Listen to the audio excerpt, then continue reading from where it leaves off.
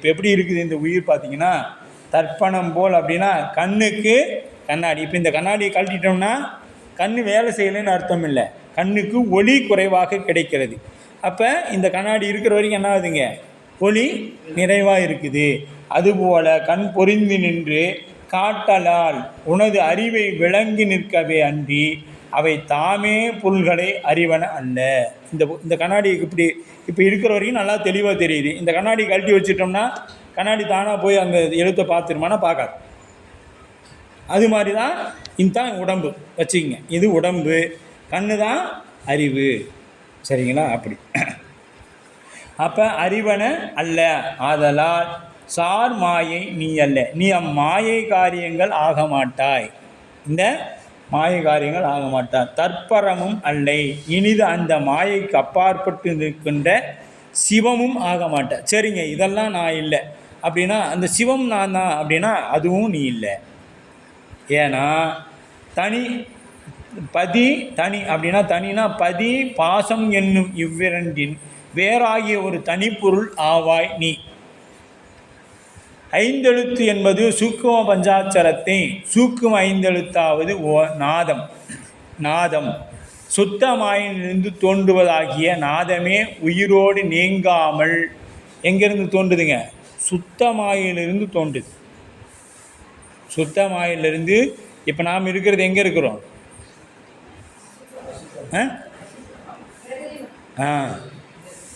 இப்போ நமக்கு என்ன ஞாபகம் வரணும், என்ன ஞாபகம் வரணும்?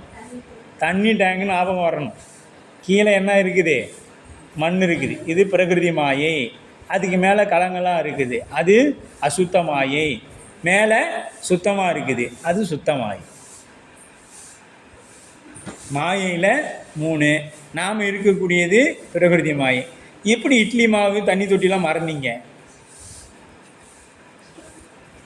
இட்லி மாவு தோசை பணியாரம் வரைக்கும் சுட்டு சாப்பிட்டோம்ல, அதையும் மறந்துவிட்டோம். தண்ணி தொட்டியும் மறந்துட்டோம். அப்போ தண்ணி யாரும் அதிகம் குடிக்கிறது இல்லை. ஒரு நாளைக்கு 3 லிட்டர் தண்ணி குடிக்கணுமா டாக்டர் சொல்கிறாங்க. ஆனால் தண்ணி குடிங்க. ஆமாம், தண்ணி குடிச்சிங்கன்னா தான் நினைவு வரும்.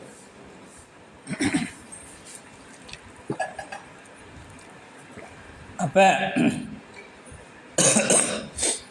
உயிரோடு நீங்காமல் ஒன்றிணைந்து நின்று அதற்கு பொருள் உணர்வை தருவது உயிர் நாதமே வடிவாய் நின்று அறிந்து வருதலின் அஞ்செழுத்தாய் ஒன்று உளது என்றார். அஞ்செழுத்தாய் ஒன்று இருக்குது. உயிர் பதிக்கும் பாசத்திற்கும் வேறாகி 3வது ஒரு பொருள் என்பது உணரப்பட்டது. இதனால் என்ன ஆயிடுச்சுங்க, பதியும் இல்லை பாசமும் இல்லை. இது ரெண்டுக்கும் இடையில ஒன்று இருக்குது. அதுக்கு பேர் தான் பசு. பதி பசு பாசம் எனப்பகர் மூன்றினில் பதியினை போல் பசுவாசம் அனாதி அப்படின்னு சொல்கிறார். அப்போ திருமூல நாயனாரோட அதுதான் நம்ம அந்த ஒரு பாட்டுக்கு விளக்கம் தான் இந்த 14 சாத்திர நூலும். அந்த ஒரு பாடலுக்கு விளக்கம்தான் 14 சாத்திர நூல் அப்படின்னு. அப்போ 2வது கூறு இப்போ நமக்கு இதெல்லாம் இல்லை இல்லை அப்படின்னு மறுத்துட்டு வந்துட்டார். 3வது நுட்பாவில் 2வது அதிகரணம் உடம்பு ஆன்மா அன்று. அடுத்தது பாருங்கள், அப்படியே ஸ்கேன் பண்ணிட்டு வர்றாங்க. முதல்ல என்னென்னா இப்போ பாருங்கள், உடம்பில் எது எதெல்லாம் நாம் இல்லை. இப்போ இந்த பரு உடம்பு நீ இல்லை, நவுத்திட்டார். பரு உடம்பு நீ இல்லை. அடுத்து இப்போ உடம்பு உடம்பு ஆன்மா அன்றுங்கிறது இப்போ மறுக்கிறார். இனி எனது உடல் எனதின் ஆன்மா உள்ளது. இனி எனது உடல் என்றலின் ஆன்மா உள்ளது. இந்த உடம்பு தான் நானும் சொல்றீல்ல. அப்போ இதுக்கு பேர் என்ன, தூள தேக ஆன்மவாத மறுப்பு. தூள தேக ஆன்மவாத மறுப்பு அப்படின்னு போட்டுங்க.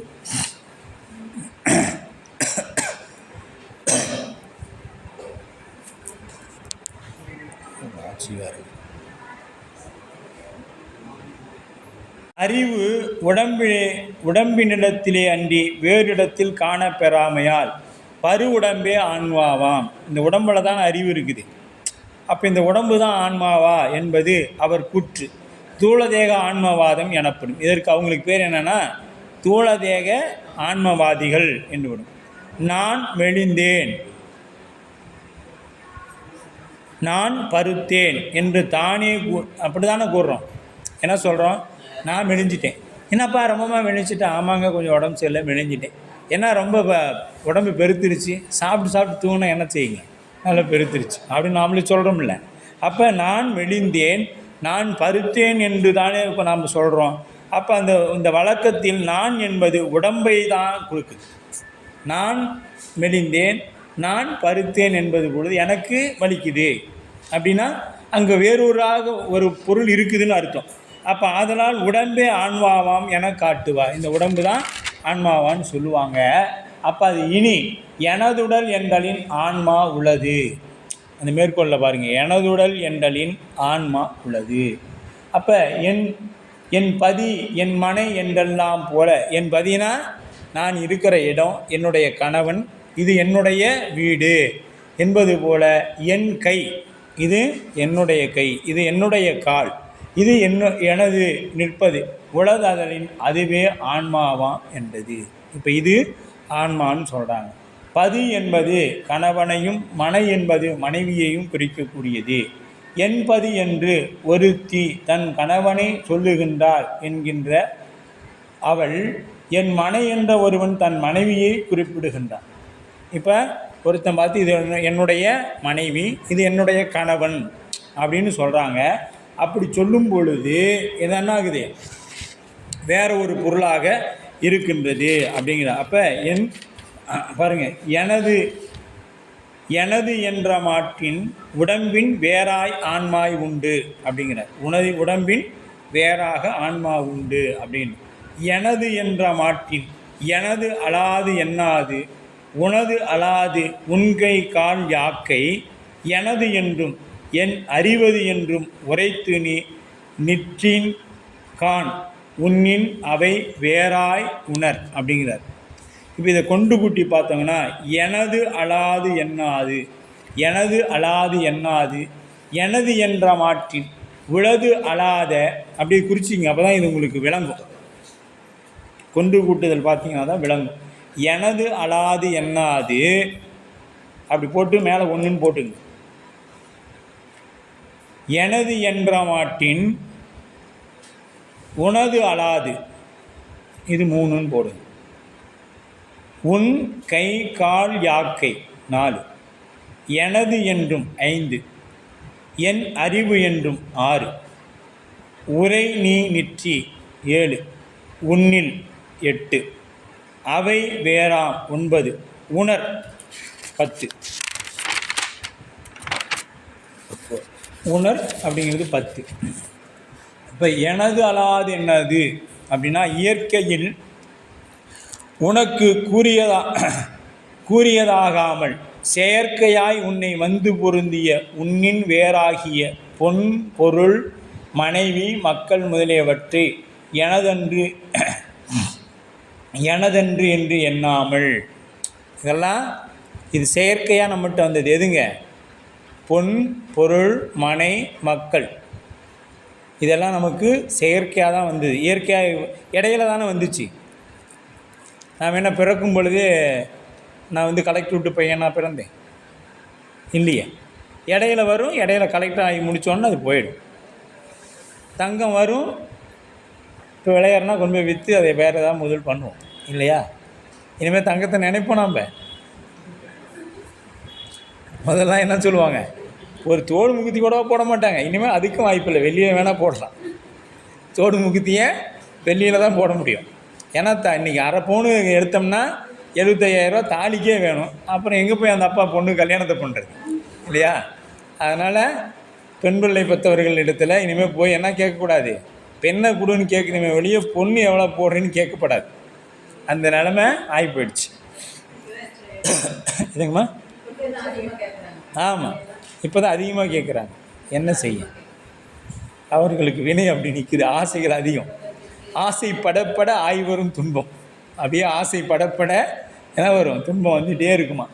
பதி என்பது அப்போ எடுத்துக்காட்டு, இயற்கையில் தனக்கு உரிமை இல்லாமல் செயற்கையாய் இடையில் உருவாகிய பொருளை எனது அன்று எனது விட்டொழியாமல் எனது என்றே உரிமை பாராட்டி நிற்றலை உலகியலில் காணலாம். இந்த உலகத்தில் நாம் இடையில வந்தது என்ன பண்ணுறோம், என்னது என்னது என்னது என்னதுன்ட்டே இருக்கிறோம். என் மனைவி, என் மக்கள், என் வீடு, என் வாகனம், இப்படி எல்லாம் எடுத்துங்க.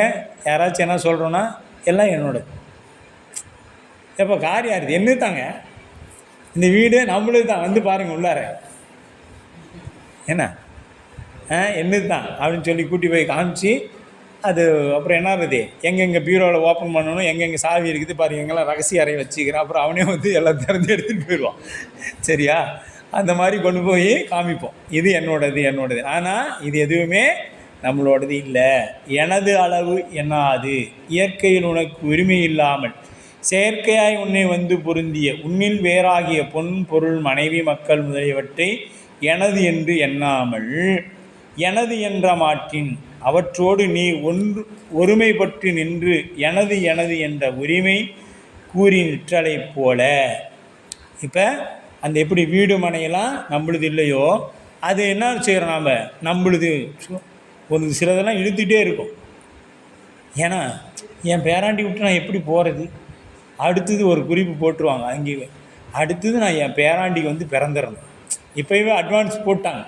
எப்படா பிறவிக்கு வராமல் இருக்கணும்னு நினச்சா அந்த பாட்டி இழுத்துக்கிட்டே கடந்துட்டு, உனக்கு எப்படியாவது நான் வந்து பிறந்துடணுண்டா, உனக்கு பிள்ளையாவோ பையனாவோ நான் பிறந்துடணும்னு நினைக்குது.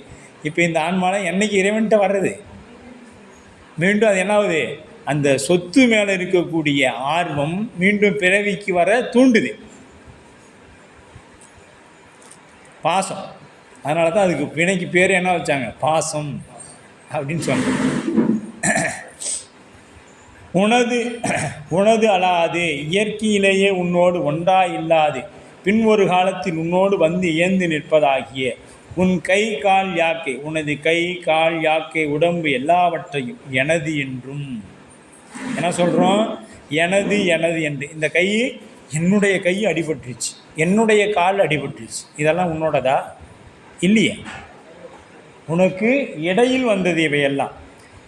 எனவே என் அறிவு என்றும் அவை போன்ற கருவிகள் என்னிடம் தோற்றுவிக்க அறிவை எனது அறிவு என்றும். நான் சிந்தித்து நான் திட்டமிட்டு இதை சொன்னேன், அதுதான் நாம் நினச்சிக்கிறோம் இல்லையா? உரை நீ நெற்றி அவை வேறு என்று உண்மையை உணராமல் அவற்றோடு ஒருமைப்பட்டு நின்று நீ கூறி வருகிறாய். நீ என்ன சொல்கிற, இதெல்லாம் நானும் சொல்கிற, அது நீ இல்லை. உன்னில் அப்படின்னா கை கால் உடம்பு முதலியவற்றின் இயல்பையும் நீ ஆராய்ந்து உணரியின் அவை வேறாம், அவை உனக்கு வேறாதல் விளங்கும், உனக்கு வேறாதல் விளங்கும் உணர்வு. ஆகவே நீ அவற்றின் இயல்பை உணர்வாயாக. உணர்வுங்கிறது அவற்றின் இயல்பை நீ உணர்வாயாக. காக்கை தனக்கு உரியதாக குயிலின் குஞ்சை, திருமூலருடைய திருமந்திரத்தில் இருக்கும். இந்த குயிலுக்கு கூடு கிடையாது, கேள்விப்பட்டிருக்கீங்களா? குயிலுக்கு கூடு கட்ட தெரியாது. அது என்ன பண்ணுன்னா தன்னுடைய முட்டையை காக்காவோட கூட்டில் போய் முட்டையிட்டு வந்துடும். இதில் என்னன்னா காக்காய்க்கு அதோடைய முட்டையோட அளவு தெரியாது, இது தன்னோட முட்டை தான் அப்படின்னு. அதுவும் அடகாத்து குஞ்சு பறிச்சு. ஒரே மாதிரியாக இருக்குமா? நான் பார்த்தது இல்லைம்மா, அதனால் எனக்கு தெரியல. அப்போ என்ன பண்ணுன்னா தன்னுடைய ஒரு நிலைக்கு வந்த பின்னாடி இது யாரும் வேறு அப்படின்னு சொல்லிட்டு அது என்ன பண்ண, அந்த குயிலை கொத்தி அதை துரத்தி விட்டுரும் காக்காய். அப்போ குஞ்சு என்று கருதி வளர்த்தது போல் இப்போ நாமளும் எப்படி நினைக்கிறோன்னா, இந்த எப்படி அடை காக்கிறோன்னா, காக்காவோட காக்கா நம்ம கூட்டில் குயில் குஞ்சு இருக்குது, அது மாதிரி இந்த உடம்பு அடகாத்து வச்சு பாதுகாத்துட்டு இருக்கிறோம், நம்மளுது அப்படின்னு. என்றைக்கு இந்த உடம்பு மேலே நம்ம வைக்கக்கூடிய பற்று போகுதோ அன்னைக்கு இதை நாம் விட்டு ஒழிஞ்சிடுவோம். இது போட்டு போ அப்படின்னு சொல்லி விட்டுடுவோம் அப்படின்னு சொல்லப்படுது. உயிரும் தன்னலமில்லாத உடம்பு முதலியவற்றை எனது என்று பேணாது வளர்ந்து வருகிறது. காக்கை விரட்டும், இந்த உண்மையை தெரிந்த உடனே அது மாதிரி நாமளும் இந்த உடம்பு மேலே எப்போ பற்று போகும்னா, இது நாம் இல்லை, இந்த உடம்பு நமக்கு சம்பந்தம் இல்லை அப்படின்னு இந்த உயிருக்கும் உடம்புக்கும் ஒரு டீல் ஏற்படும். அப்போ இந்த உயிர் சொல்லும் இது நான் இல்லை அப்படின்னு என்னைக்கு நினைக்குதோ, இந்த ஒரு கொள்கையோட ரமணனோட வேலை முடிஞ்சிச்சு. ரமணர் அவ்வளோதான், இது நான் இல்லைங்கிறது மட்டும்தான் முடிச்சுக்கிட்டார். இதுக்கு பின்னாடி அவரால் வர முடியல. அவருடைய நிலை 3ஆம் நூற்பாவோட முடிஞ்சது. ரமணனோட நிலை நான் யார் அப்படின்னு கேட்டாரா? அதோடு முடிஞ்சிச்சு. நான்கிறது உயிர், அதை முடிச்சுக்கிட்டார். அதுக்கு முன்னாடி அவர் வரல, அவரோட நிலை அவ்வளோதான். அதுதான் இதுக்கு பின்னாடி நமக்கு எத்தனை நூட்பா இருக்குது? 9 நூட்பா இருக்குது. அத்தனையும் நம்ம சாமி கொடுக்குது. அப்போ இது 3வது கூறாக இயந்திர ஆன்மவாத மறுப்பு. எந்திர ஆன்மவாத மறுப்பு அவங்கள அடுத்தது மறுக்கிறார். உடம்பில் அமைந்துள்ள செவி, தோல், கண், நாக்கு, மூக்கு என்ற ஐம்பொறிகளே. என்னாவது இதுக்கு நம்ம போங்க உண்மை விளக்கத்துக்கு தான் மறுபடியும் போகணும். இப்போ செவிக்கு என்ன சொல்லலாம்? ஓசை, ஊறு, ஒளி, நாற்றம், அப்புறம் சுவை, இதெல்லாம் சொல்லணுமே. செவியின் உடனே என்ன வந்துடணும்? நமக்கு ஓசைன்னு வந்துடணும். அடுத்தது தோல்னு உடனே ஊறு அப்படின்னு தெரியணும். ஏன்னா ஊர்ந்து அந்த உணர்வுனால தான் தோல் செயல்படும். இதெல்லாம் 36 தத்துவத்தை அப்பப்போ அதுக்கு தான் படிக்கணுங்கிறது உண்மை விளக்கம். உண்மை விளக்கம் வகுப்பு முடித்து மூடி வச்சதோடு சரிங்க, நாங்கள் இன்னும் உண்மை விளக்கத்தையே கையில் எடுக்கலன்னு சொல்லப்படாது, அதை எடுக்கணும். அப்போ அந்த செவி என்பது ஓசை, தோல் என்பது ஊறு, கண் என்பது ஒளி, நாக்கு என்பது சுவை, மூக்கு என்பது மனம் என்று புலன்கள் அறிகிறது. அதனால் அவைகளே அறிவாகிய ஆன்மாவா என்பது இந்திரியங்களே ஆன்மா என்னும் அவர் கூறும் எந்திர ஆன்மவாதம் எனப்படும். இதை மறுக்கப்படுகிறது. இதெல்லாம் ஆன்மாவானா? இதெல்லாம் இல்லை. ஏன்னா இதெல்லாம் என்ன செய்யும்? இப்போ நாக்கு சுவைத்ததை என்ன பண்ண தெரியாது, கண்ணுக்கு தெரியாது, காதுக்கு தெரியாது. இப்போ ஒன்றை மட்டும்தான் அது ஒன்று ஒரு செயலை மட்டும்தான் செய்யும். கண்ணு பார்த்ததை நாக்கு அப்படியே சொல்லிடுமானா சொல்ல முடியாது. கண்ணு பார்த்ததை நாக்கு அப்படியே தெரிஞ்சுக்காது. காது கேட்டதையும் மூக்கு சொல்லுறாது. இப்போ மூக்கு நுகர்ந்ததை கண்ணு சொல்லிடுமானா முடியாது. இப்படி 5 பொறிகளுமே அதாவது ஒரு பொருளை மட்டும்தான் அறியுமே ஒழிய எல்லாவற்றையும் சொல்லிட முடியாது. அப்போ இது என்னாச்சு? இதுவும் ஆன்மா இல்லை. இனி ஐம்புலன் அறிதலின் ஆன்மா உள்ளது என்பது.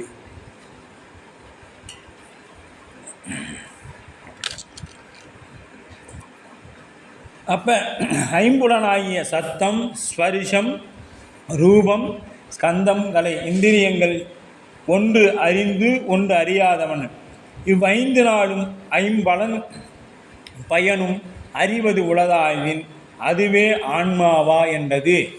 ஐம்புலன்களின் அறியுமாயினும் ஒரு பொறி அந்தந்த புலனை மற்றொரு பொறி அறிய மாட்டாது. அது இப்போ கண்ணை போய் மூக்கு அறிஞ்சிக்குமானா அறிஞ்சிக்காது, மூக்கை காது அறிந்துக்குமானா அறிந்து கொள்ளாது.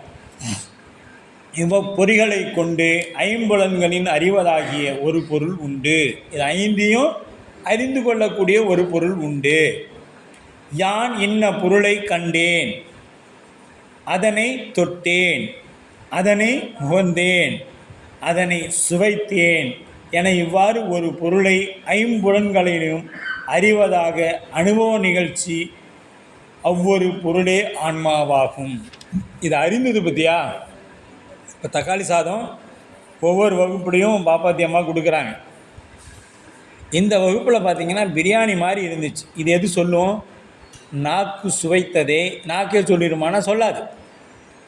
ஆன்ம அறிவு சொல்ல நாக்கு சொல்லும். சரிங்களா?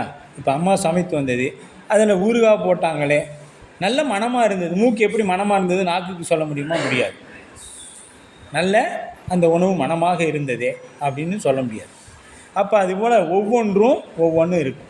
யான் இன்ன பொருளை கண்டேன், அதனை தொட்டேன், அதனை முகந்தேன், அனைத்தும் சுவைத்தேன். இப்படி எல்லாம் சுவைத்தேன்னு எது சொல்லுதோ அதுதான் ஆன்மா.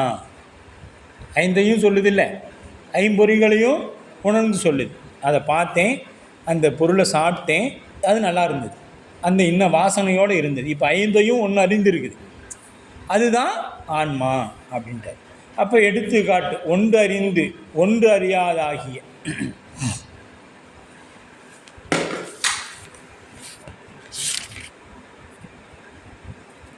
ஒன்று அறிந்து ஒன்று அறியாதாகிய உடல் மன்னி அன்று புலனாய் அவ்வைந்தெழுத்தை ஒன்று அறிதல் உளதே ஆகில் அது நீ தனித்தனி கண்டு உள்ளல் அவை ஒன்று அல்லை நீ அப்படின்ட்டார். இப்போ கொண்டு கூட்டி பார்க்கணும். இதை ஐம்பொறிகளும் ஓர் உடம்பிலே நிலைபெற்று நின்று அறியும் ஒரு பொறி அறிந்த புலனை மற்றொரு பொறி அறிய மாட்டா இயல்பினை உடையதாகும். உடல் மன்னி ஐந்து இந்திரியங்களும் உடலில் நிலை பெற்று, உடல் மன்னினா ஐம்பொறிகளும் உடலில் நிலை பெற்று ஒன்று அறிந்து, மன்னி என்பது நிலைத்திருத்தல். மன்னுக தில்லை வளர்க, மன்னா நிலைத்திருக்கக்கூடிய தில்லை வளர்கன்னு சொல்கிறோம்ல, அது மாதிரி மன்னி. இப்போ ஒன்றும் இல்லை, நம்ம ஒரு இப்போ அண்ணன் மனைவி என்ன அண்ணனுடைய மனைவி என்ன சொல்லுவாங்க, மன்னி அப்படிம்பாங்க. மன்னினா அங்கு நிலைத்திருக்கக்கூடியவங்கன்னு பொருள். அதனால் அவங்களுக்கு மன்னின்னு பேர். அது தமிழ் வார்த்தை தான். ஆனால் அது ஐயர் வீட்டு சொல்லாம் நாம் நினச்சிக்கிறோம். அவங்க ஜலம் எடுத்துகிட்டு வா அப்படின்னா, ஜலங்கிறது என்ன, தண்ணி. இதெல்லாம் தமிழ் தான். ஆனால் அவங்க பேசும்பொழுது நாம் என்ன நினச்சிக்கிறோம், இதெல்லாம் அவர்களுக்குரிய பாசைன்னு நாம் நினச்சிக்கிட்டோம். அதெல்லாம் தூய தமிழ். சலம் பூவடு தூபம் மறந்த அங்கே வருதா, சலம் பூவடு தூபம். அப்போ சலம் எடுத்துகிட்டு வா அப்படின்னா அவங்க ஒன்று ஐயரோட கிண்டல் அடிக்கிறதுனா நம்ம அப்படி தான் சொல்லலாம், சலம் எடுத்துட்டு வா அப்படின்னு சொல்கிறாங்க அப்படின்னு. மன்னி அப்படின்னா, மன்னினா அன்னிக்கு பேர் மன்னி. அவங்க வேறு இடத்துல இருந்து இங்கே வந்து நிலைத்து இருக்கிறதுனால அவங்களுக்கு மன்னின்னு பேர். மன்றி இருத்தல் அப்படின்னு. மன்னி ஒன்றறியாது அப்படின்னா உடம்பின் நிலைபெற்று ஒரு விஷயத்தை அறிந்து இந்திரிய மற்றொரு விஷயத்தை அறியாது. இப்போ ஒன்று இன்னொன்று அறியாது. அதுபோல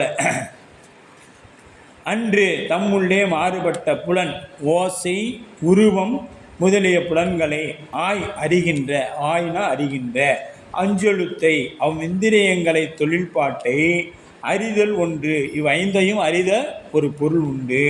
உளதே ஆயின் அவ்விந்திரியங்களுக்கு வேறாக உள்ளதே ஆதலின் அது நீ. எது அந்த ஐந்தையும் அறிஞ்ச பற்றியா, அது தான்பா நீ ஒரு பொருளாகிய ஆன்மா அப்படின்ட்டார். அவை அவ்விந்திரியங்கள் தனித்தனி கண்டு உள்ளாம். உள்ளல் அப்படின்னா புலன்களில் ஒவ்வொன்றும் உணருமே அன்றி யான் ஓசையை உணர்ந்தேன், யான் உருவத்தை கண்டேன் உணர்ந்தேன் என இவ்வாறு தன் இயல்பை உணரமாட்டா ஆதலால். இப்போ இது ஒவ்வொன்றும் நான் பார்த்தேன்னு இப்போ கண் எங்கேயும் போய் சொல்ல முடியாது. அதெல்லாம் செயல்படுத்துகிற ஒரு அறிவு ஒன்று உண்டு. ஒன்று அல்லை அவ்விந்திரங்களில் உணரப்படும் புலன்களோடு அவ்விந்திரியங்களின் இயல்புகளை நன்கு உணர்ந்து அவற்றின் பயன் எய்துகின்ற, இதோடைய பயனை எய்துகின்ற நீ அவ்விந்திரியங்கள் ஆகா அவற்றின் வேறாவாய். இந்த உடம்பு நீ அல்ல, இந்த கண்ணு நீ அல்ல, காது இப்போ ஐம்புலன் நீ அல்ல. இப்போ இதனை ஆராய்ந்து உணர்வாயாக. இதனை என்ன பண்ணுன்னா ஆராய்ந்து உணர்வாயாக. ஆன்மா தன்னை வேறாக கண்டு தனது உண்மையை உணர்தலே ஆன்ம ஞானம் ஆகும். இந்த உடம்பு நான் இல்லை அப்படிங்கிறது தான் ஆன்ம ஞானம். வேறாக பார்க்கணும். நாம் என்னவா பார்க்குறோம், உடனாக பார்க்குறோம். நாம் தான் இந்த உயிர்னு நினச்சிக்கணும் இல்லை அப்படிங்கிறார். ஐந்தெழுத்து அப்படின்னா சூக்கும ஐந்தெழுத்தாகும். அவை அகார உகாரம் மகாரம் விந்து நாதம். இதெல்லாம் எங்கேயோ கேட்ட மாதிரியே இருக்குது.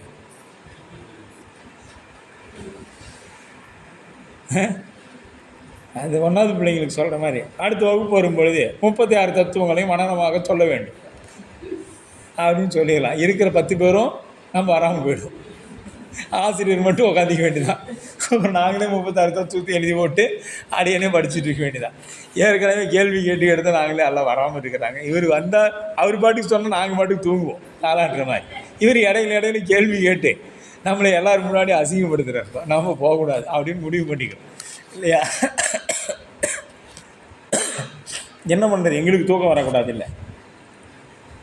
அப்போ நாதம் என்பன அவற்றின் செலுத்தப்படுகின்ற இந்திரியங்கள் ஒன்றும் பற்றி இந்திரியங்களின் தொழில்பாட்டினை அஞ்செழுத்து என்று குறித்தார். இந்த 5 இந்திரியங்களோட தொழில்பாட்டை தான் 5 எழுத்துன்னு சொன்னார். இது நம்ம சிவாய நம சிவாயங்கிறத சொல்லலை. இந்த 5 எழுத்தை சொல்வது இந்திரியங்களுடைய செயல்பாட்டை 5 எழுத்துன்னு சொல்லிட்டார். அடுத்தது 4வது கூறு சூக்கும தேக ஆன்மவாதத்தை மறுக்கிறார். இப்போ சூக்கும தேகம்னா எதுங்க? உடம்புக்குள்ளே இருக்கக்கூடிய இன்னொரு உடம்பு சூக்கும தேகம் அப்படின்னு முதல் பார்த்தோம் இல்லையா? அதுவா ஆன்மானா? இல்லை, அதுவும் இல்லைன்ட்டார். அதையும் மறுக்கிறார். புறத்தே புலப்படாமல் அகத்தில் நிற்பதாகிய சூக்கும தேகமே ஐம்பொறிகளை செலுத்தி புறப்பொருள்களை அறியும். ஆகையால் சூக்கும தேகமே ஆன்மா என்று கூறுவது அவர் கூறும் சூக்கும தேகவாதம் எனப்படும். அதனை இந்நான்காம் நூலில் மறுக்கின்றார். இதில் மேற்கோள் அப்படின்னு பார்த்தீங்கன்னா, இனி ஒடுக்கம் ஆதலின் ஆன்மா உளது என்றது. இப்போ பாருங்கள், அப்படியே ஸ்கேன் பண்ணிக்கிட்டே போகிறாங்க. இந்த உடம்பு கழட்டிட்டாச்சு, இது இல்லை. அதுக்கு அடுத்தது கருவிகரணங்கள் தான் ஆன்மாவானா, அதுவும் இல்லை, கழட்டியாச்சு. அடுத்தது இப்போ அதுக்கு அடுத்தது போகிறோம். பெருசிலேருந்து அப்படியே சின்னது கொண்டு போயிட்டு இருக்கிறார் மெய்கண்டார். இதை நாம் உள்வாங்கிக்கணும். உடம்புல இருந்தார். அடுத்து இந்த பஞ்சபூதம் நான் இல்லை, இதெல்லாம் சொல்லிட்டு எப்படி உலகம் நான் இல்லைன்ட்டார். உலகம் நான் இல்லைன்னு சொன்னார். இப்போ இந்த உடம்பு நான் இல்லை, உடம்புக்குள்ளே இருக்கக்கூடிய கருவிகரணங்கள் நான் இல்லை. இப்போ அதுக்குள்ளே இருக்கக்கூடிய சூக்கம தேகம் அதை உணருதுன்னு சொல்கிறீங்கன்னா, அந்த உணரக்கூடியதான் சூக்கம தேகவாதிகள்னு சொல்லுவாங்க. அதை இப்போ மறுக்கிறார். அதுவும் ஆன்மா இல்லை அப்படின்னு அப்படியே முடிய போயிட்டே இருக்கிறார் உள்ளார் ஆழமாக. அவ்வுடலில் நின்று உயிர்ப்பா ஐம்பொறியும் தாம் கிடப்ப செவ்விதியின் அவ்வுடலில் சென்று அடங்கி அவ்வுடலின் வேறொன்று கொண்டு விளையாடி மீண்டு அதனை மாறல் உடல் நீ அல்லை மற்று அப்படிங்கிறார். சூக்கும தேகம். கனவில் கனவு கண்டாம் என்று கண்டிலம் என்று நிற்பது உளதாதலின் அதுவே ஆன்மாவாம் என்றது. அதுவே ஆன்மா. அப்போ ஏதுவில் உள்ள ஒடுக்கம் என்பது ஐம்பொறிகளும் செயல்படாமல் ஒடுங்கி நிற்கும் கனவு நிலையை குறிப்பதாகும். கனவு கண்டோமே என்பது குறிப்பே சிலருக்கு ஐயம். கனவு கண்டோங்கிறதே தெரியறதில்லை. கனவு கண்டங்கிறதே தெரியறதில்லை. அப்போ கனவு குழப்பமாக அறிதலே ஆசிரியருக்கு. இப்போ கனவே நமக்கு என்ன ஆயிடுச்சு? பெரிய குழப்பம் ஆயிடுச்சு. இந்த கனவு கண்டமா இல்லை நனவா? சில பேர் என்ன பண்ணுவாங்க, கட்டிலேருந்து கீழே விழுந்துருவாங்க. கீழே விழுக்க பார்த்தீங்கன்னா அவங்க ஏதோ ஒரு பெரிய பாதாளத்தில் விழுற மாதிரி ஒரு கனவு கண்டிருப்பாங்க. பார்த்தா அவங்க கட்டிலேருந்து தான் கீழே விழுந்துருப்பாங்க. ஆனால் அவங்க கனவு எப்படி இருக்குன்னா, பெரிய மலையிலேருந்து நாம் கீழே விழுந்துட்டோம் அவ்வளோதான் அப்படின்னு நினச்சி விழிப்பாங்க. அப்போ விழிச்ச பின்னாடி பார்த்தோம்னா கட்டிலேருந்து கீழே விழுந்திருப்பாங்க. அது கனவா நனவான்னு அவங்களுக்கும் தெரியாது, என்ன பண்ணுறதுன்னு ஒன்றும் புரியாது. அப்புறமே எந்திரிச்சு தண்ணியை குடிச்சிட்டு என்ன இப்படி கனவு அப்படின்னு சொல்லிவிட்டு மறுபடியும் எந்திரிச்சு கட்டில் படுத்துக்குவோம். சில பேர் கட்டிலில் படுக்கிறவங்களுக்கு அதை சொல்கிறேன், விழுந்துருவாங்க. பொத்தடின்னு விழுந்துட்டு பெரிய குழியில் விழுந்த மாதிரி பயந்துக்குவாங்க. ரொம்பமா காய்ச்சலையெல்லாம் சில பேருக்கு வந்துடும். அந்த மாதிரிலாம் ஆயிருக்கு இல்லையா? அப்போ நனவின் கண் கண்டாம் என்று கண்டிலன் என்றும் நிற்பது உளதாதலின் அதுவே ஆன்மா என்பது. இப்போ இதை போட்டு குழப்பிட்டுக்குதுல, இதுதான் ஆன்மாவா அப்படின்னா அதுவும் இல்லை. உடலின் கனவை குழப்பமாக அறிதல் ஆசிரியர் காட்டி ஆன்மாவின் கனவிலேயே சற்று முன் கண்டவற்றை விழித்த பின் தெளிவாக அறிந்து சொல்ல முடியவில்லை. அப்பொழுதுதான், ஏன்னா ஒன்று உயிர் கீழே தூங்க போக முன்னாடி வந்திருக்கணும், அது விழிப்பு நிலைக்கு வரக்கூட, ஏன்னா தொண்டையில் உயிர் இருக்கும் பொழுது தான் வரும். அந்த செகண்டு கண்டதையே நம்மளால் தெளிவாக சொல்ல முடியலையே, மற்ற எல்லாம் சொல்ல முடியுமா? அப்போ நீயும் ஆன்மா இல்லை அப்படின்ட்டு. அவ்வாறு தெளிவாக அறிந்து சொல்ல இயலாததனால் சூக்கும தேகம் ஆன்மா அன்று. இதுவும் சூக்கும தேகவாதிகளையும் மறுத்துட்டார். அடுத்தது, ஆகவே ஆன்மா சூக்கும தேகத்தின் வேறாய் உள்ளது என்பது தெளிவாகும். சூக்கும தேகத்துக்கு வேறாக இருக்குது. அடுத்த எடுத்துக்காட்டு, அவ்வுடலில் நின்று உயிர்ப்பா ஐம்பொறிகள் தம் கிடப்ப செவ்வைதியின் அடைவுகளில் சென்று அடங்கி அவ்வுடலில் வேறொன்று கொண்டு விளையாடி மீண்டும் அதனை மாறல் உடல் நீற்றலை மற்று அப்படின்னார். இப்போ இப்போ பருவுடலில் நின்று செயல்படுவதாகிய ஐம்பொறிகளின் செயலற்று கிடந்த அந்த பருவுடம்பிற்கு உள்ளே சென்று வேறொரு உடம்பாகிய சூக்கும தேகத்தை எடுத்து கொண்டு அகத்து நின்று கனவு நிகழ்ச்சியின் திளைத்து மீண்டும் என்ன பண்ணுறது? இவ்வுடலை விட்டு மாறி பருவுடம்பை அடைதலே நீ சூக்கும தேகம் ஆகாய், நீ சூக்கும தேகம் இல்லை. அவ்வுடலில் நின்று உயிர்ப்ப அப்படிங்கிற உடலில் நின்று உயிர்ப்ப அப்படிங்கிறது முன்பு ஆன்மா அன்று என வினவப்பட்ட அந்த பருவுடம்பில் நின்று செயல்படுவனாகிய ஐம்பொறிகள். இந்த ஐம்பொறி எங்கே செயல்படுதுங்க? இந்த பருவுடம்பில் செயல்படுது. ஐம்பொறிகள்னால் 5 பொறிகள்: கண், காது, வாய், மூக்கு, செவி. தாம் கிடப்ப, தாம் செயலற்று கிடப்ப. எப்போ? தூங்கி கொண்டிருக்கும் பொழுது. இப்போ தூங்கிட்டு இருக்குள்ள இந்த ஐம்பொறியும் வேலை செய்யுமா? வேலை செஞ்சால் தூங்க முடியுமா? தூங்க முடியாது. இப்போ இந்த ஐம்பொறிகளும் வேலை செய்ய அடங்கி, அதனால் புறச்செயல் எதுவும் நிகழாது அடங்கப்பெற்று செவ்விதியின் இயல்பாக அவ்வுடலில் சென்று அப்பருவுடம்புக்கு உள்ளே சென்று உடலின் வேறொன்று கொண்டு, அந்த உடம்பில் வேறொன்று கொண்டு அப்பருவுடம்பை போல வேறொரு உடம்பை சூக்கும தேகத்தை எடுத்துக்கொண்டு விளையாடி கனவு நிகழ்ச்சியில் திளைத்து. இப்போ கனவில் போய் விளையாடுது. நாம் எங்கே போகணுன்னு நினச்சோமோ, அமெரிக்காவில் போகணுன்னு நினச்சோமோ அமெரிக்காவில் போய் இப்போ பனி சறுக்கெல்லாம் விடுறோம். ட்ரம்பை பார்த்து கை குலுக்கிட்டு எப்பா எங்களுக்கு வரியெல்லாம் குறையன்னு சொல்லிவிட்டோம். இதெல்லாம் எங்கே நடந்துருச்சு? கனவில் நடந்துருச்சு. கனவில் நடந்து திளைத்து மீண்டும் அதனை மாறாள் அப்படின்னா மீண்டும் அந்த சூக்கும தேகத்தை விட்டு மாறி பருவுடம்பை. இப்போ எங்கே? சூக்கும தேகத்திலேருந்து அந்த ஆன்மா என்ன ஆகுது? பருவுடம்புக்கு வருது. வரும் பொழுது நீ உடல் அல்லை, நீ பற்றியும் விடுத்தும் செல்கின்ற உடம்புகளுக்கு ஒன்றாகி சூக்கும தேகம் ஆக மாட்டாய். நீ அந்த சூக்கும தேகம் இல்லை, மற்ற அதனின் வேறாவாய் அப்படின்ட்டார். இப்போ அதுவும் நீ இல்லைன்ட்டாச்சு. இப்போ சூக்கும தேகமும் இல்லை. சரி, இப்போ இந்த சூக்கும தேகத்துக்கு இருக்கக்கூடிய பிராணவாயு தான் நீயா அப்படின்னு அடுத்தது என்னங்கிறாரு? பிராண ஆன்மாவாத மறுப்பு, பிராண ஆன்மவாத மறுப்பு அப்படிங்கிறார்.